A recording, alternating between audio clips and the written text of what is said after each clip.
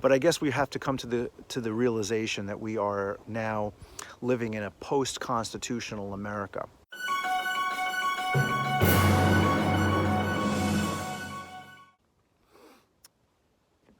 Hey there, how do you like my new mask? You know, it's got to be important when somebody starts their talk to you and they're wearing a mask. I hope you like mine.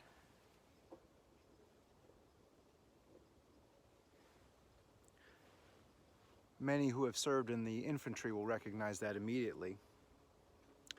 It's the front of a claymore mine, and we use that when confronted with an enemy in front of us, a known enemy.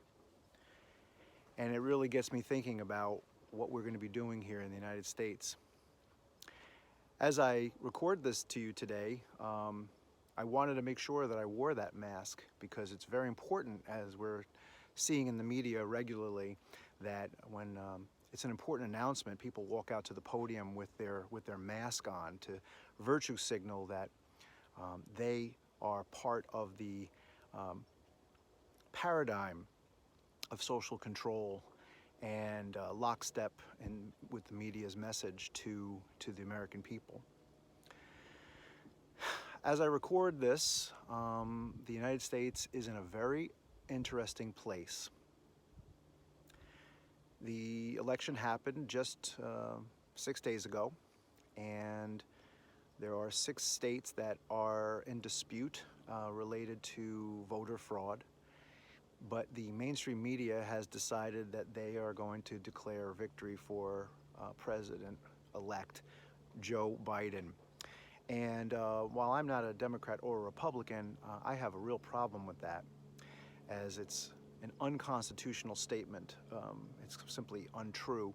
And it worries me that in the light of potential voter fraud, that one side of the argument, of the debate, is willing to accept the results of something that's fraudulent. 70 million people voted for Donald Trump, and to discount that lightly is not good. It's not good for America, and it's certainly not good for Joe Biden. 70 million Americans against you is not going to help move your programs forward. And I am extremely concerned that we are in a situation here where that's okay. That Joe Biden is walking around with signs behind him that say Office of the President-elect, that people are partying in the street, close quarters, not wearing their mask. We couldn't vote because of COVID in person. We had to do it all mail-in ballot. And it seems to me that while Trump supporters were out in the street rallying around their candidate, there were a lot of other people that were quietly filling out ballots. Now, I don't know if that's true. Maybe I shouldn't even say that. But it does worry me that the election went the way it did. In my experience living in the United States, I have never seen an election go quite that way. And while I don't really adhere to the right-left paradigm, the blue team, red team paradigm, because I think actually they're both corrupt, I do have to admit that Donald Trump was a bit of a disruptor. Now, having said that, he also signed a $3 trillion stimulus, which my great-grandkids will be paying for. It's going to work to devalue the dollar.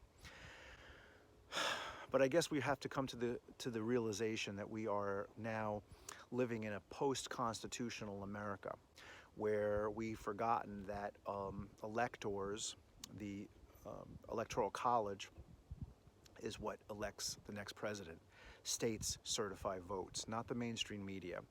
So the game that we're seeing being played out is the mainstream media has declared that this is okay. Everybody thinks that he's won, and because we have an education system that is really quite crap, and that's not because teachers are bad, but because the system is bad, people think that Joe Biden won, and they're ready to ramrod everything through that they said then promised they would.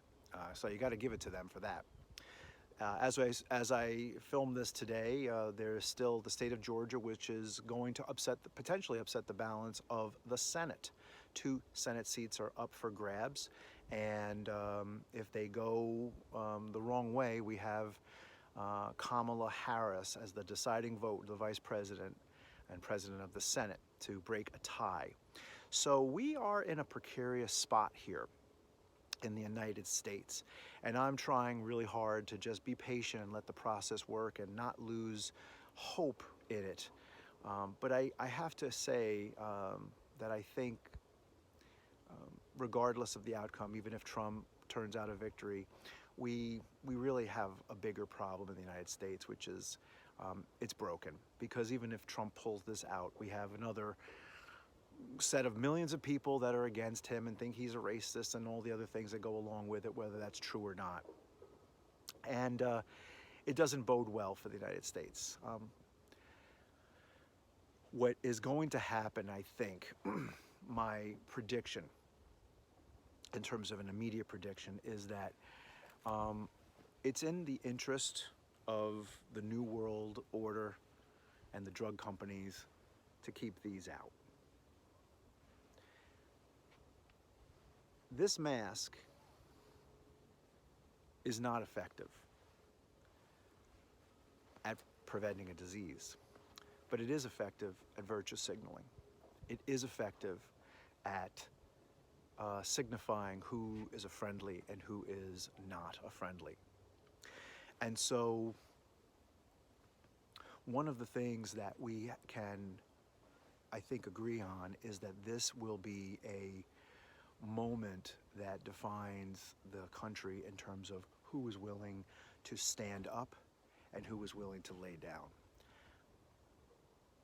There's a lot of people laying down to fraud, laying down to lies that are being told by the media, and not just the mainstream media as far as this election, but other things, that they just let things pass.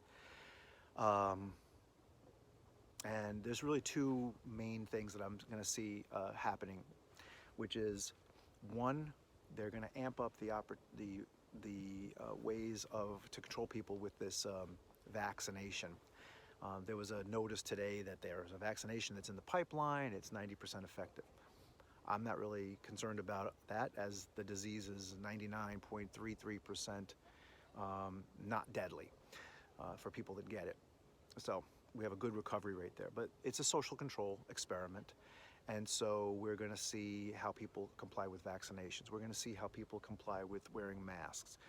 Joe Biden's going to walk out to a lot of podiums with his mask on and take it off in front of you very dramatically, whether he is the president or president-elect or just returns to his home and wherever he lives and calls it a day. The virtue signaling crew is there. The next step is going to be the social control. You can't travel unless you have a vaccination or have proven that you've gotten a vaccination or something along those lines. And then, I hate to say it, but shortly thereafter, you're going to start seeing attempts to take away guns. And it won't be come and turn in your guns. Maybe it will be in some states. It'll be like, oh, you need a tax on that gun, or there'll be a $20 tax on each bullet, or some ridiculous thing like that. And it's at this time that we need patriots to really stand up. And again, I don't care if you're Democrat, Republican, Libertarian, Green Party. If you want to live in a country that's relatively free, you need to keep the government off your back. And that's really what it is that we're called to do right now.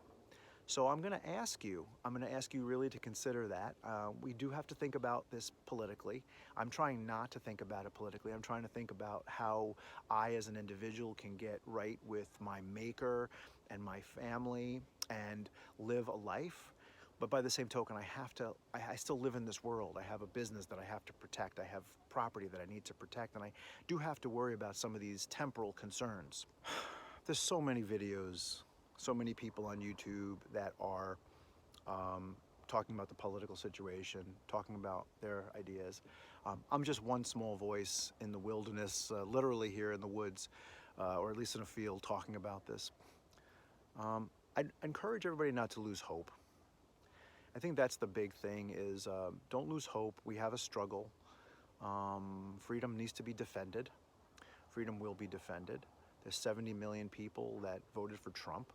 I don't think Trump is the end all and be all. I have a lot of problems with him, in terms of his personality. But I think he did a few things very well. I think he did a good job with appointing judges. I like the fact that he didn't really do anything to affect my Second Amendment rights. And I really like the work that he did, or his administration did, in the Middle East. I think that's valuable. As far as the left, right, and all that, you know, he's not perfect. He signed a $3 trillion bill to you know, put us more in debt and to devalue our currency. So it's not perfect, but we have to recognize that there are choices that we have to make sometimes, and this is a choice that we had to make. We just want to make sure that I want to make sure that the system has integrity. So I encourage you to do your best to keep a good spirit. Please like me below if this brings some value to you. Subscribe, and I hope to see you the next time. Take care.